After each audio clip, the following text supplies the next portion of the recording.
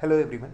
Today we are going to talk about XML introduction, part of Web Technologies course. XML stands for Extensible Markup Language. It is a markup language that is used for encoding documents in a format that is both human readable and machine readable. It is similar to HTML, which is used for encoding web pages, but XML is designed to be more flexible and extensible. XML uses a set of tags to define elements in a document. These tags are defined by the user rather than being predefined like HTML tags.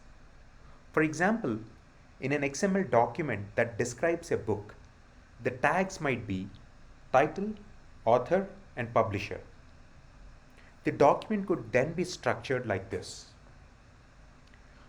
One of the key features of XML is its ability to be validated against a set of rules called a schema. A schema such as an XML schema or a DTD, which is called document type definition, defines the structure and content of an XML document. This allows for a level of consistency and predictability in XML documents, and also enables applications to process XML documents more efficiently.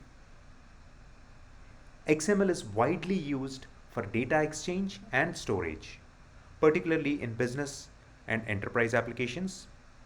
It is also used in many different industries such as finance and healthcare and publishing.